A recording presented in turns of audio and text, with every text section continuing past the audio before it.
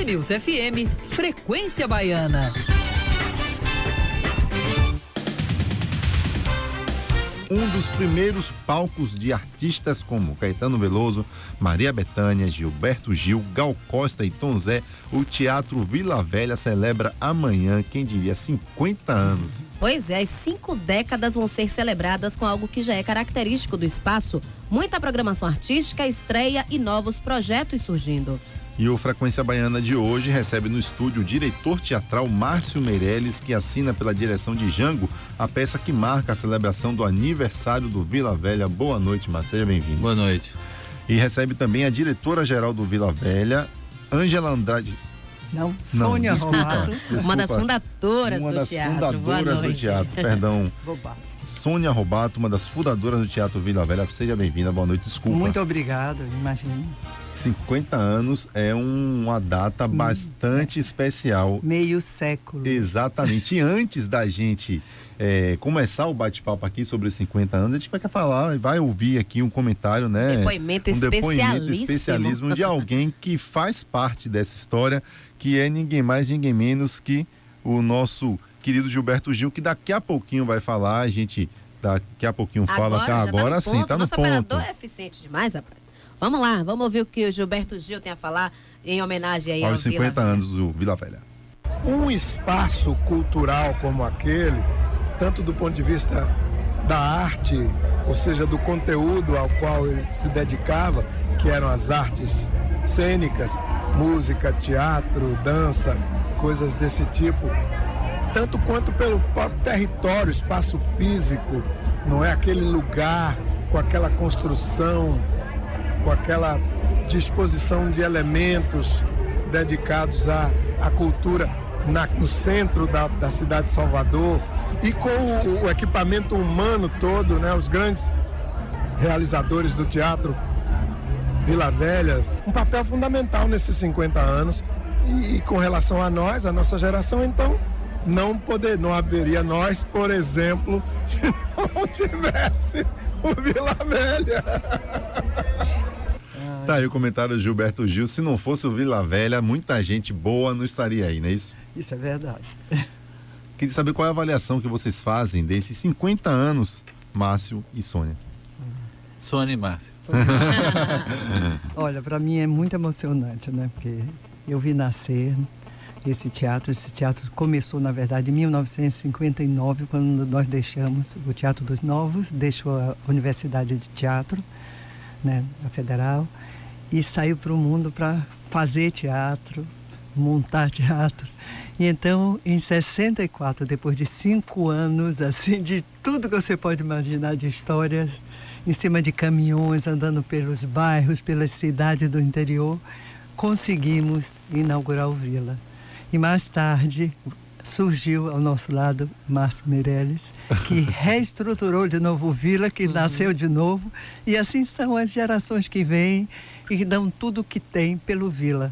A primeira peça que foi, antes, enfim, depois eu pergunto como foi a primeira peça que foi eles foi encenada, eles usam os black tie, mas antes eles não usam. Eles não usam black tie. Antes vai lá, Sônia, essa peça é mítica. Essa peça eu fazia o papel de Maria, né? Era um drama de Guarnieri sobre luta de classes de trabalhadores com patrões, considerada subversiva, porque naquele tempo tudo era subversivo, né? Foi assim difícil para a gente montar, mas o resultado foi maravilhoso. Usamos pela primeira vez o pessoal do Garcia, a Batucada, a Escola de Samba do Garcia. A Juventude do Garcia. Mas na verdade nós conseguimos passar uma mensagem política muito forte contra a ditadura nessa época e colocar lá no teatro as pessoas que precisavam ficar lá, para não sofrerem torturas e tudo. Maravilha. E você, Márcio, né? Então, eu tinha 10 anos quando tudo isso aconteceu. Fiz 60 em maio e agora, quando o teatro comemorava 30 anos, que foi em 94, a gente entrou, eu, Ângela Andrade, que não pôde vir. Está trabalhando. Que está trabalhando para amanhã. Para a festa. E Chica Carelli, enfim, vários artistas, a gente assumiu essa missão, né, e essa tarefa enorme de revitalizar um lugar, um espaço que foi um berço de muita gente, que foi que foi o dínamo propulsor da cultura baiana e brasileira durante essas décadas, e que naquele momento estava um pouco precisando de uma injeção de gente nova, de ânimo, de sangue novo. E a gente entrou com um bocado de gente, e aí a gente conseguiu também comendo poeira, enfim, foi outra dinâmica, porque o mundo tinha mudado 30 anos depois. Então o que a gente moveu para reconstruir o teatro e reinventar o teatro foi o equivalente ao que eles fizeram para inventá-lo e construí-lo. Então a gente conseguiu também o apoio de muita gente, desse pessoal todo que começou lá.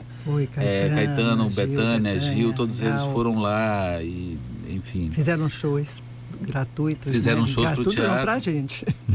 E muitas pessoas novas. O bando se instalou lá, e aí trouxe também uma referência de cultura negra, de luta contra o racismo, pela igualdade, né, racial, de direitos.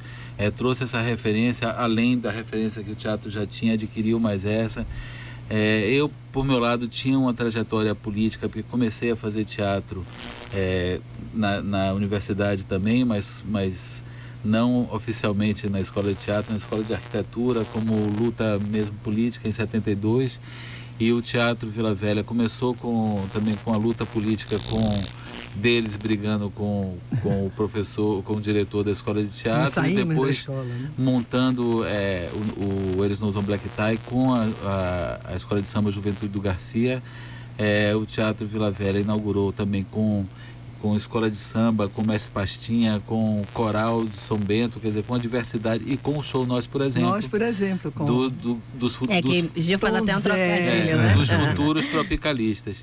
Então a gente tem essa missão de manter esse teatro inovador, manter esse teatro se reinventando a cada dia, e se reinventando não só esteticamente, mas politicamente e também financeiramente, porque o mundo foi mudando, o Brasil foi mudando, a Bahia foi mudando, Salvador foi mudando. E a gente está agora vivendo esse momento da cultura no mundo, da crise do teatro no mundo, da crise de público no mundo, da crise de representação no mundo, de nossa vila, de nosso bairro, né? Vamos dizer assim. Então a gente tem que ser importante, a gente tem que ser necessário para a nossa vila. O Vila tem que funcionar para a Bahia, tem que continuar a ser essa referência. E isso fez com que a gente criasse a Universidade Livre de Teatro Vila Velha, que é um projeto de formação, né, de novos artistas que inevitavelmente vão nos substituir nesse palco, e enfim, e que são apaixonados pelo teatro. Um grupo jovem de jovens com a faixa etária média de 20 e poucos anos a 30. Eles estão fazendo o Django, né, o elenco de Django, e aí me perguntaram, por que você não pegou atores experientes que adorariam estar aí, trabalhar com você, etc e tal. Eu acho que o Vila é isso. O Vila propõe inovação, propõe alguma coisa nova. Talvez a gente não ganhe com a experiência que esses atores têm, mas a gente ganha em força e juventude, em promessa, né, de alguma coisa que vai vir e que vai continuar mais 50. Quer dizer, eu não vou continuar mais 50, mas esses talvez continuem. Por que não? Né? Não, mas 50, mas eu tenho 110, Deixa eu interromper meu amigo. Olha, eu tenho 76 anos, continuo nas peças dele, representando. Enquanto eu conseguir, lá ficarei, quer dizer, trabalhando lá junto com todos. os meninos. Lá estamos todos. Ela fez uma peça há pouco tempo, a gente já viajou com essa peça. Belo Quer dizer, mas especificamente, a gente comemorar os 50 anos só com os jovens é também trazer um gás novo, né? É simbólico, dizer, estamos nos renovando. Eles têm agora a idade que eles tinham quando criaram o teatro há 50 anos. Eles têm agora o mesmo fogo, a mesma vontade de falar coisas, a mesma sede de estar no palco, de representar o mundo que eles tinham. Então é um pouco, simbolicamente, a gente também dizer, estamos nos renovando. Eu queria que você falasse um pouquinho. Mas aí Eu sou um pouco assim, diferenciada nisso, não é? Não, eu acho muito importante. Sim. A universidade, gosto de trabalhar com eles, né? Eu gosto dessa mistura, disso que existe, né? Que tem o novo vindo, dando respaldo ao velho. Quer dizer, mas realmente eu acho que a mistura está muito, muito boa lá. Eu queria que você falasse um pouquinho sobre essa mistura na essência da criação do Teatro Vila Velha lá em... Ah, muito antigo. Exato. Isso. E como também estava o cenário de produção cultural Naquela época, né? Naquela época tinha um problema. Não tínhamos espetáculo, quer dizer, casas de espetáculos. A gente ou tinha casa de espetáculos em escolas, que aí você ia no 2 de julho, em vários assim, ou nos pátios da escola. Então, nós, quando montamos nosso grupo, a primeira peça, aliás, era uma peça minha, porque eu escrevo também, um Alto do Nascimento, foi montada em praças públicas, de frente de diversas igrejas e em claustros. Depois nós fomos para o interior. Agora íamos para o interior com o espetáculo, já comprado por algum prefeito, Pujuca, Catu, ia tudo. Ia o caminhão com o cenário e a gente atrás de uma lona, ia tudo junto para fazer o espetáculo. Foi assim que a gente zanzou por muito, muito tempo, para inclusive captar recursos para poder fazer os espetáculos e o teatro. Tinha que estar vivo, né? Sim, sim. Nós fizemos de tudo. Não sei se interessa falar em toda a parte que nós fizemos. Os novos, que nós éramos teatros novos, aceitam tudo que é velho. Pedir à população para entregar roupas, tudo para a gente poder representar, né? E o primeiro teatro não é chique como esse teatro que Márcio conseguiu fazer, maravilhoso, não. Ele era asfaltada, a plateia asfaltada. Os paralelepípedos foram colocados no foyer, porque é o que a gente tinha. Então, o que a gente tinha, chegava o governo e dizia, eu posso dar paralelepípedo, tudo bem, posso asfaltar, tudo bem. Um amigo estava fazendo uma casa, sobrava material, vinha, então foi tudo feito assim.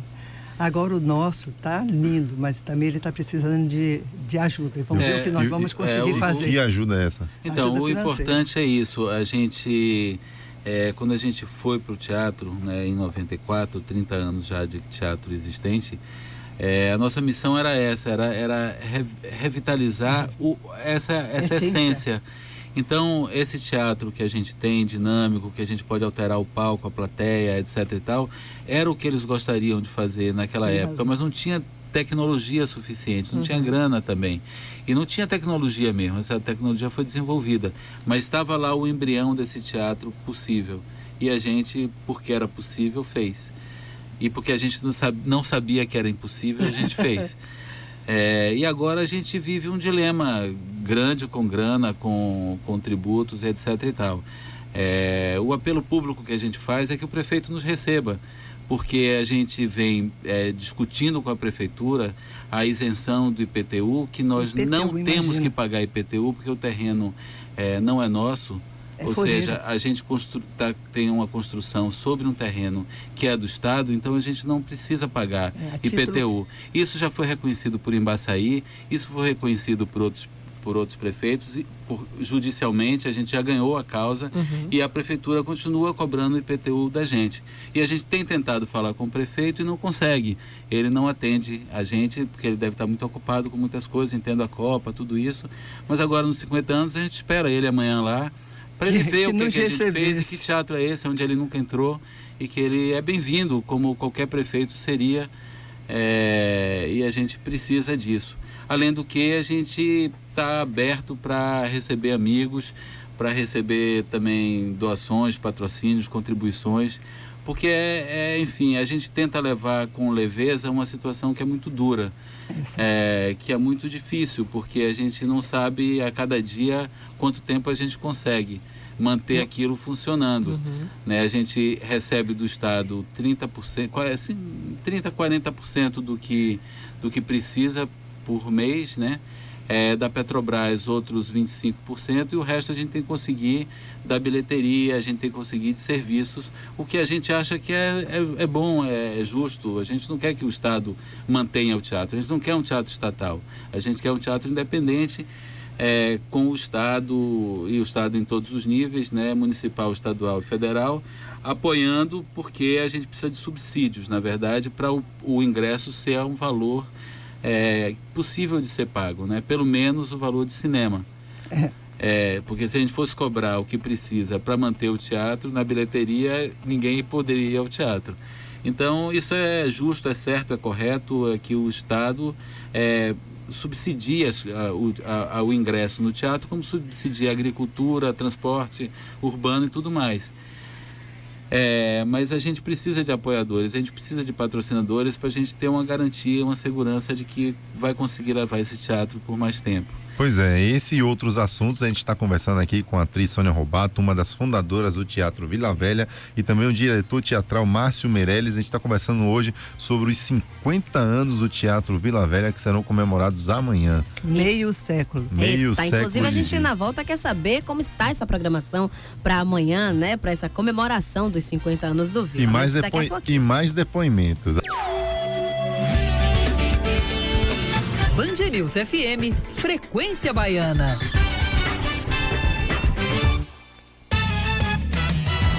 A gente está de volta com Frequência Baiana, conversando sobre, batendo bate-papo sobre os 50 anos do Teatro Vila Velha. A gente conversa aqui com a atriz Sônia Robato, uma das fundadoras do teatro, e também com o diretor teatral Márcio Meirelles. Você pode participar através de 3 caminhos. O primeiro pelo WhatsApp no 87295248, também por SMS no 72250, coloca o BA na frente antes de mandar sua mensagem, e através do Twitter no @BandNewsFM_SSA.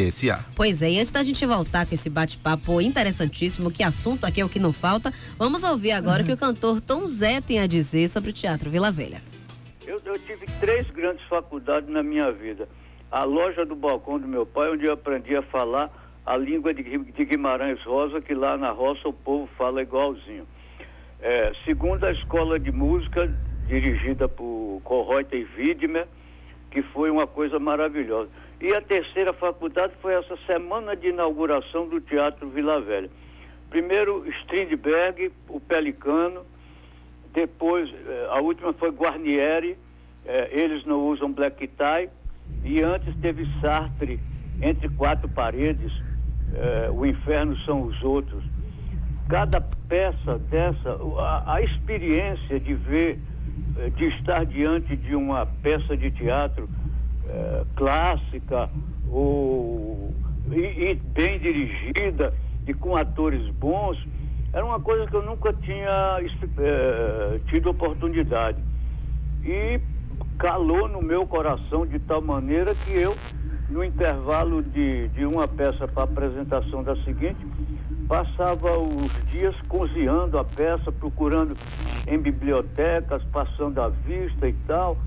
E isso transformou, conforme eu disse, a semana de inauguração numa das coisas mais lembradas e memoráveis que eu tive a oportunidade de ver e que serviu em minha educação. Ai, que bom. Excelente depoimento, né? Lindo. Ele fez a música para uma das canções do nosso Don Quixote e botou naquele disco do Estudando Pagode, alguma coisa assim, um disco aí dele. A música Don Quixote, o teatro. Tom Zé é muito querido e gosta muito da gente também. Então, fala um pouquinho sobre essa programação, né? O que é que está previsto para amanhã, o dia de intensa atividade, como é que tá? Então, falando de patrocínio, a gente conseguiu o patrocínio da Oi Futuro, da Futuro, né? Através do edital deles e do Faz Cultura, para uma programação de comemoração. Então, tem amanhã a estreia de Django, que tem 80 mil desse patrocínio, e um outro projeto que a gente vai lançar, que é Dê um Oi pro Vila, que na verdade são gravações que vão ser feitas em orelhões espalhados pela cidade. Você pode fazer sua gravação lá e a gente vai botar no site, numa página. É uma coisa toda interativa, bem a cara da Oi, por isso eu acho que eles patrocinaram. E aí Django entrou de penetra nessa festa da Oi com tecnologia. Ainda bem. Mas então, o Jango, por que também que a gente escolheu o Jango, uma tragédia, que é a única peça que Glauber Rocha escreveu para teatro. Mas ele escreveu 700 páginas sobre Jango, né? Em novembro ele teve um encontro com Jango em 72, depois outros em 74, 75, e em 76 ele escreveu essa peça um mês antes de Jango morrer. E o incrível é que a última cena da peça se passa no dia 1º de janeiro de 77, ou seja, um mês depois de Jango já ter morrido. Quer dizer, ele não sabia quando escreveu, porque as coisas não tinham acontecido ainda, mas essa coincidência também forma uma tragédia, né? É trágico isso. E a peça é incrível, a peça revê o Brasil, revê esse Brasil que a gente vive do ponto de vista, enfim, do pós-ditadura, né? Do pós tudo que a gente está vivendo, e muitas repetições, coisas proféticas que Glauber fala. É um transe profético mesmo. Ele escreveu a peça em 3 dias e é uma coisa densa, intensa e incrível. E eu estou com essa peça na mão desde 87. Nossa. Em 2007, Dona Lúcia me autorizou, e Paloma Rocha, a mãe e filha dele, e me deram uma cópia de todo o acervo sobre Jango que tinha lá no Tempo Glauber. E que são essas 700 páginas. É um romance, um roteiro de cinema, um poema, um artigo e vários textos soltos, e a peça.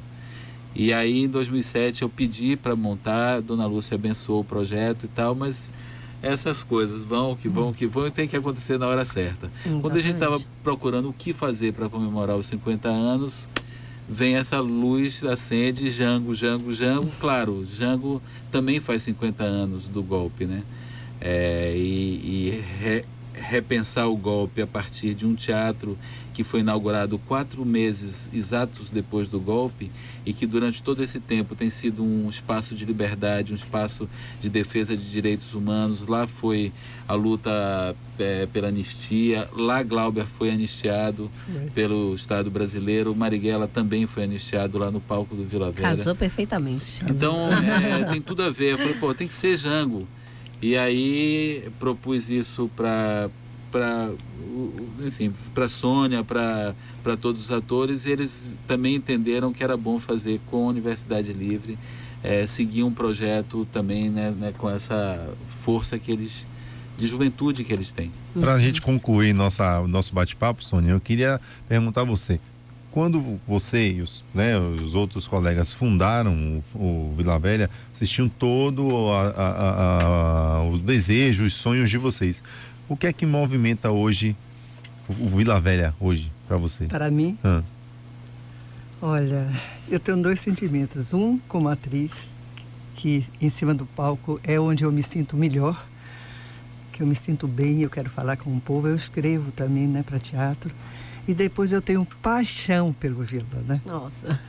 É uma coisa assim que parece até mentira. É como se ele fosse um ente, um ser. Ele não é um prédio.